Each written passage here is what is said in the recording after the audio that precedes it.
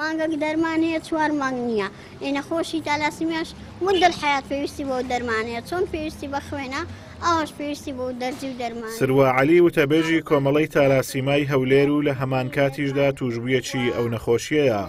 من ئەوەندە دەڵێم ئەگەر ساحێبی ئەو ئیدارەیە بین زۆر لەوە خراپترمان بەسەر. لە 8 ئایار ڕۆژی جیهانی تالاسیمادا دەڵێ دەبوایە ئەم ڕۆژە خۆشترین ڕۆژ بوایە بۆ توشبوانی نەخۆشی تالاسیما. بەڵام دۆخی نەخۆشان ڕۆژ دوای ڕۆژ بەرەو خراپی دەچێت و کەم و کوڕی زۆر هەیە. سەرڕای ئەوەش جیاکاری دەکرێت.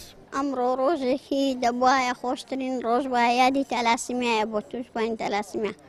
دەبوایە بەمەڕنانی یادێک وایە شایستە بە توشبوانی ئازارەکانی توشبوانی تالاسیمیا وایە بەڵام ئێمە ئازاری دەرونیش دەدرین نەک ئازاری جەستەی ئازاری دەرونی دەدرین ئەوەیان جێگەی داخە ڤیتامیناتمان نییە دەرزی هەیە پەپولە نییە ئەوەش کێشەیە دین دەرمانی کەمان نیە من سوپاسی خێرخوازان دەکەم ئانێستا دوێنێ پێرێ و خێرخوازێک کە دامەزرێنەری کۆمەڵی تالاسیمیا شاخان خانەوادی ماڵی خاڵی خۆش بە دکتۆر عوسمان ئەوان وتیان هاوکارتانین لە پەپولەکان بەشێکتان بۆکردن بەشێک ئەزە بەشی 20 ڕۆژە 10 ڕۆژە دەکا کانونە نەبوو کانونە لە خەستەخانە کانونەکەمان عادیە ئەمنیە خۆت خۆم کانونە زۆر زار بردیومە بۆ خۆم بردومە کڕیمە ئازاری دەرونی و ڕوحیمان دەدەن بەداخەوە ئەوەیان دەڵم چارەسەری دا و دەرمانە پشکنینەکانش لە هەرێمی کوردستان 3600 توشبووی نەخۆشی تالاسیما هەیە. لە پارێزگای هەولێر 1054 توشبوو هەیە. مانگانە هەر نەخۆشێکی تالاسیما پێویستی بە 100 دەرزیە.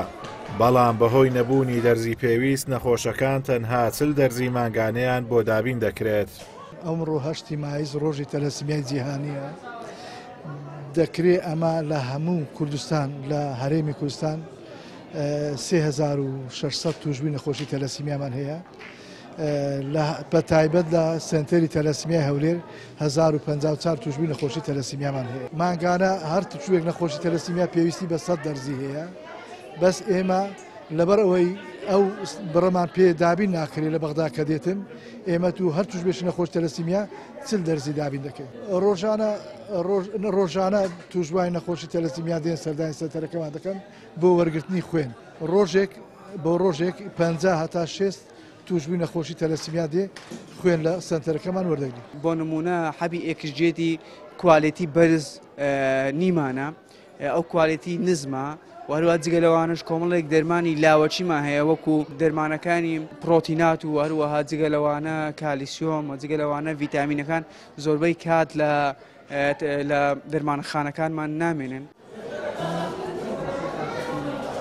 تالاسیما نەخۆشیەکە تووشی خڕۆکە سوورەکانی خوێن دەبێت و لە هەردوو باوانەوە بۆ وەچەکانیان دەگوازرێتەوە واتە بۆ ماوەییە. 3 ئاستی سووک و مامناوەند و قورسی نەخۆشی تالاسیما هەیە. ساڵانە بەپێی ئاماری ڕێکخراوی تەندروستی جیهانی 50,000 توشبووی تالاسیما لەدایک دەبن. ئازادۆمەراوی کەناڵی ئاسمانی پەیام هەولێر.